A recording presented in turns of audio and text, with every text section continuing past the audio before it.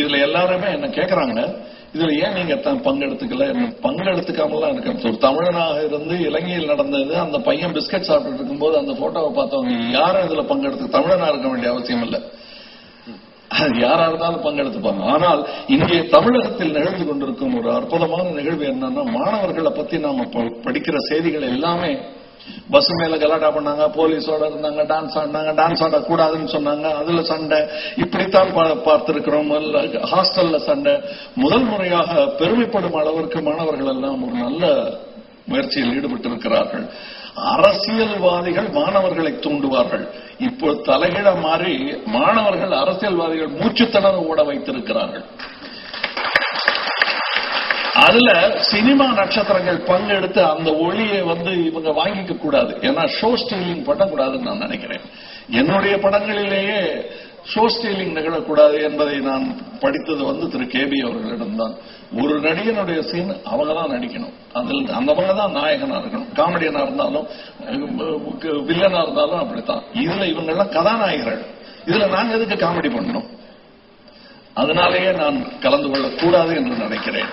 இது அவர்களுடைய போராட்டம், அது என்னுடைய போராட்டம். அவர்கள் குரலில் வருவது மாதிரி பெருமை எனக்கு கிடையாது.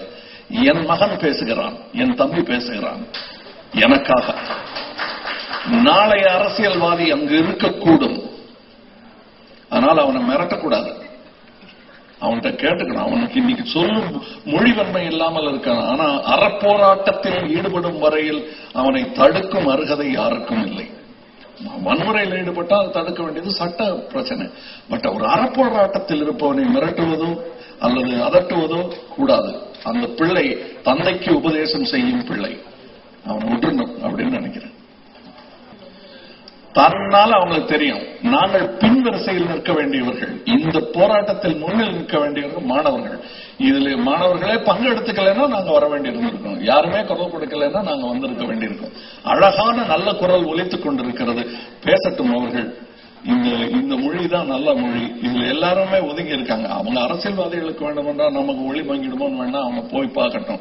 எங்களுக்கு கிடைக்க வேண்டிய பாராட்டும் புகழும் கிடைத்துக் கொண்டே இருக்கிறது. அவர்களுடைய அரங்கம் இது, இதில் போய் கலந்து கலாய்க்க கூடாதுன்னு நான் நினைக்கிறேன். சார், எந்த விதமான எத்தனிக் கிளென்சிங்கும் தவறு என்று நினைப்பவன் நான். அது தமிழகத்தில் நிகழ்ந்திருந்தாலும் தவறுதான், அது எங்க நடந்தாலும், எங்க பாலஸ்தீன்ல நடக்கிறதும் தவறுதான். அது எனக்கு தெரிந்து, அது எனக்கு தமிழ் மொழி தெரியும் என்பதனால அல்ல. எனக்கு இது சிங்களவர்களுக்கு ஏற்பட்டிருந்தாலும் இதே கோபம் வரும். பாலஸ்தீன் யாரு எனக்கு அந்த மொழி, நான் பேசும் மொழியா? அது எனக்கு அந்த கலாச்சாரம் என்னை சார்ந்ததா இல்லை என்றாலும், இது எல்லா நடிகர்களுக்கும் சேர்ந்து நான் குரல் கொடுக்கும் அருகதை எனக்கு இல்லை என்றாலும், அவர்களெல்லாம் உணர்வில்லாமல் ஒதுங்கிவிட்டதாக இந்த விஷயத்தில் நினைக்க வேண்டாம். எல்லாரும் பேசிக்கிறோம். என்ன யாரும் பார்க்காதவங்க இருப்பாங்களா? அந்த பிரபாகரன் அவர்களுடைய மகனை கொன்ற விதத்தை பார்த்து சோகப்படாதவர்கள் இருப்பார்களா? ஆனால் இந்த குரல் கொடுக்க வேண்டிய கடமையை அவர்கள் கையில் எடுத்திருக்கிறார்கள். அது அவர்கள் குரலாகவே இருக்க வேண்டும் என்பதுதான் என்னுடைய ஆசை. சார், சர்வதேசங்கள்னு வரும்போதே அது பெரிய வியாபார நிறுவனங்கள். அவங்க நல்லதும் பேசுவாங்க, கெட்டதும் பேசுவாங்க, முக்கியமா லாபம் பேசுவாங்க. அத நியாயம் ஆனால் வெல்லும். ஒரு அற்புதமான ஒரு உதாரணம் என்னவென்றால், முசோலினி என்ற ஒரு சர்வாதிகாரியை மிதித்து கொன்ற போது அவருடைய மனைவியாரை தலைகீழாக 2 பேரையும் தொங்க விட்டிருந்தார்கள். அவர்களுடைய ஆடை சரிந்து தலைக்குப்புற இருந்து அம்மணமாக தெரிந்தது. அது ஒரு மூதாட்டியார் ஏணி போட்டு ஏறி பின் போட்டு மூடுவாங்க. மனிதம் அங்கே வாழ்கிறது. முசோலினி செத்து, சர்வாதிகாரம் செத்தாலும் மனிதம் அங்கே வாழ்ந்து கொண்டிருக்கிறது. அதுதான் நம்ம செய்ய வேண்டிய கடமை. இது உலகம் சொல்லும், இது வேடிக்கை பார்த்துட்டு இருக்க மாட்டாங்க. ஆனா பார்த்துட்டு இருந்தோம்னா கேவலம். இது முன்னாடி பார்த்துட்டு இருந்திருக்கோம், பாலஸ்தீன்ல இன்னமும் பார்த்துட்டு இருக்கோம்.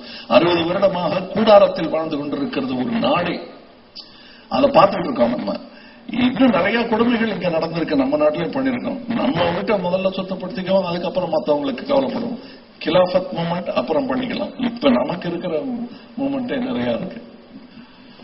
அமெரிக்காவின் எல்லா தீர்மானங்களும் நியாயமாக இருக்க வாய்ப்பில்லை. அவங்களும் பெரிய வியாபார நிறுவனம் அமெரிக்கா என்பது. அவங்க இந்த முறை எடுத்திருக்கிறது நமக்கு சாதகமா இருக்கிறது. அதனால எல்லா முறையும் அவங்க சாதகமா தான் பேசுவாங்கன்னு நினைக்க முடியாது. அது ஒரு பெரிய வியாபார நிறுவனம்.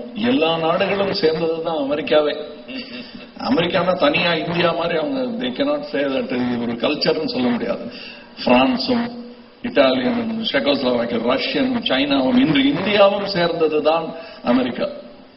அது ஒரு நியூ வேர்ல்டுன்னு சொல்வார்கள். Truly it's a new world, but it cannot be the total voice of the world. Sometimes the voice is convoluted, confused, and we'll have to be careful because every man has a responsibility and a right to voice for the rest of the world. Now the global lines are blurred. The old martial ways and threatening the red button will have to stop. It will stop.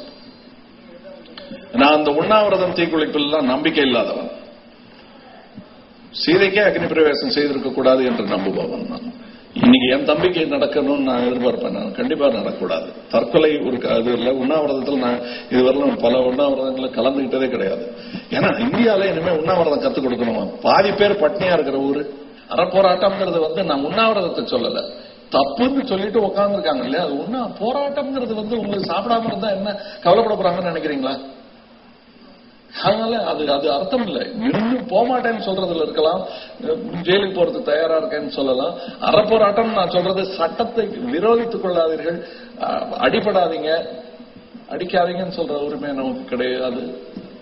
அடிபடாதீங்கன்னு என்ன சொல்லலாம்.